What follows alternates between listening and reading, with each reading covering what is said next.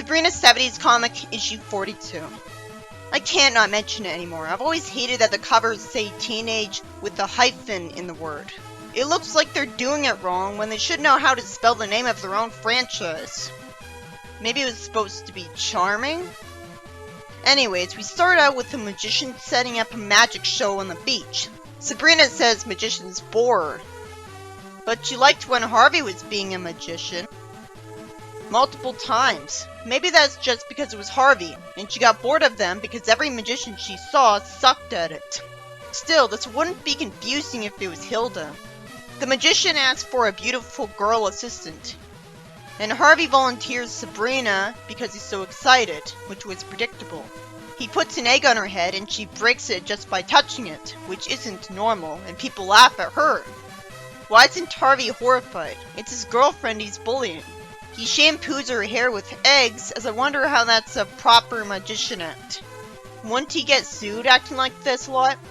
Harvey asks where his sense of humor is, and predictably, Sabrina uses magic to humiliate the magician, and sweetly not Harvey, who deserved it. This gets people mad at him for getting ink all over them, and they throw him into the ocean, where he can swim, fortunately for him.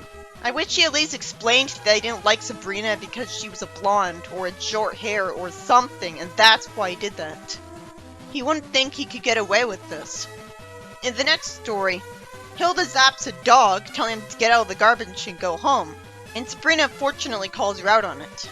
She could have brainwashed the dog into leaving without zapping it and hurting it. Okay, good, she explains herself. The dog's always trampling her flowers and digging holes in the lawn to bury his bones. It humanizes her that she cares about flowers in her lawn, even when she's a stereotypical witch, though she doesn't have green skin. Too bad she wasn't smart enough to think to cast a spell on the flowers so that no dog would want to go to the flowers and trample them, and cast a spell on the lawn so that no dog would want to dig holes in it. Sabrina says the dog couldn't help it, and she says something cruel and justifies it with saying that she's a witch. At least she explains why she zapped the cat too, despite being a witch. The cat scratched holes in the sheets that she was stubbornly drying the old-fashioned mortal way, when just zapping them dry would have avoided this. Witches would have done that literally the entire time they had clothes. Sabrina tells her off, saying that the cat was just playing. And she cathartically says, "You make me feel ashamed that I'm related to you." I bet she always thought that. I'm waiting for Hilda to get consequences. She says that it's so much more pleasant to be nice, and she should try it. She was nice in the 90s comic, but she was boring. She appreciates the smell of her flowers, which she liked anyways, and tells the bird that it chirps so lovely, and pets the dog, and picks it up. She's lucky the dog didn't bite her. She says that gives her a nice feeling inside. I'm guessing that the audience would be better off not reading the story anymore after this, because the ending's going to be depressing. Someone shows up selling beauty cream and is unprofessional enough to be rude to Hilda, so she naturally zaps him. And Sabrina actually asks why she did that. And that alone is somehow enough to convince her that Sabrina was wrong, even though she was clearly enjoying herself before. It's not like her niceness ever backfired. It's not like she was nice to him, and then he was rude to her. In the next story, Sabrina asks Harvey to finish off the last piece of apple pie, and he says no, because apparently he has learned his lesson about having too big of an appetite after a previous story. I know that he loves apple pie. It was his favorite meal in the box supper. Sabrina's really desperate and said she'll even put ice cream on it. He leaves the house, and Sabrina and Hilda fortunately explain that they can't eat it because they can't eat another bite. Hilda lampshades Harvey's unusual behavior. He goes to bed and can't stop thinking about the pie left behind. I've seen this kind of story before. The story should have just immediately cut to him ringing the doorbell at night. It's lazy to reuse an entire plot. The story ends with Hilda sending a can of paint at him. Too bad he couldn't climb up to Sabrina's window and ask her for the pie. It really was common sense of him to just ask for the pie so that he could bring it to his house just in case he wanted to eat it later. So the story could have easily been avoided. In the comedy page, Sabrina says that's August and she's yet to have her first summer romance. Hello? What about Harvey? Somehow, she needs to ask Hilda to get her a date. Why doesn't she just call up Harvey and say she's lonely? She doesn't even have to outright ask him if she's not allowed to ask a guy out yet. She can just obviously hint at what she wants. Hilda says that in a few seconds she'll send her 3 dates. So is this before she dated Harvey, or after they temporarily broke up? Is this during a period where she was broken up with them? It ends with Hilda dropping off 3 papers that say dates on them, and she responds, "I bet you think she's funny." I was wondering if she would summon edible dates. So that's a surprise. It's amusing to see. In the next story, Sabrina hates Saturday house cleaning in the morning because it's so boring. She uses magic to float the trash can out of the house. And then Della warps up to her with a horribly shortened hairstyle. What the hell happened? Her long hair was her best feature. Anyways, she decides to pick a fight with Sabrina because she was risking her neighbors finding out she's a witch. Why does Della want to keep the neighbors from being frightened when she kept lecturing Sabrina that she should use her powers for evil? She hates mortals. They can erase the memories of the neighbors. They just dismiss it as hallucinations anyways.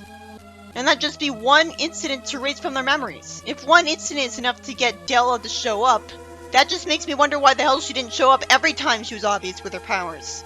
Like when they made a literal home run. And I have to conclude that she was just way too busy to do that. Maybe because she kept showing up every time every other witch did this, she thinks this is a good idea. I guess she has witches staring in crystal balls all the time. Or she herself stared into a crystal ball to spy on Sabrina. Omniscience is impossible, and even if it wasn't, she'd want to take it away from herself. Della tells Sabrina that she should float things at just the right height and place her hand so that it looks like she's carrying them. So I'm just thinking that it'd still be obvious she was using magic if anyone was close enough. Sabrina says she's smart and she disappears, rather than just warping it to the curb. One of the neighbors flirts with her and offers to help her with taking out the garbage, insulting her in the process.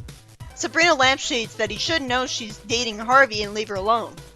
Ambrose asks her to float a big carton of tools in the cellar to the garbage.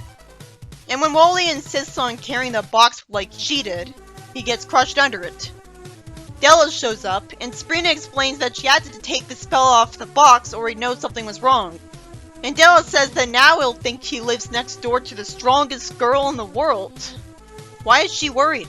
Witches can erase memories. I've seen Sabrina do that. This is the head witch? She's supposed to be smart? She's smarter as a secretary. The first story is a frustrating one where a magician somehow thinks it's a good idea to humiliate any assistant he gets with eggs.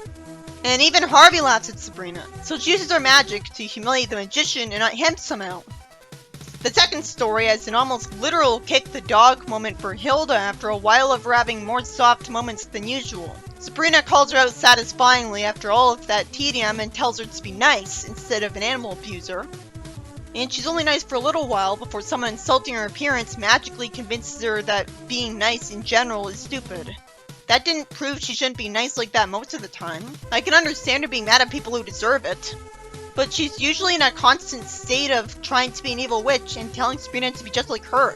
Which would make sense if she was an extreme minority, but she's not. Well, she is here, but she can warp to the witch world whenever she wants. Then after a story where Harvey wants a piece of the pie he rejected too late at night, which was a repeat of an earlier plot, so that was lazy. There's a story that just confuses me after every other issue in the comic, as Della gets mad at Sabrina for being too obvious about her powers, when she's like that all the time. She made things magically appear in front of a baseball stadium. Shouldn't Della know that witches can erase memories, and wouldn't that happen every time to maintain the masquerade? Wally was an annoying jerk who wouldn't take the hint and stop bothering Sabrina. He didn't get enough trouble for how much he was pestering her. I can understand why he thought she would need some help, but he was too insulting about it and too obvious about the fact that he wanted to date her. When I was first planning on reviewing the Sabrina comics, I always assumed that Sabrina would date tons of different guys and that'd be a lot of the plots, because she's a teenage girl going to high school, and it'd be boring me with all the bland, romantic false leads. So it's surprising that she almost always sticks with Harvey when he's this much of a jerk. I take those at this point.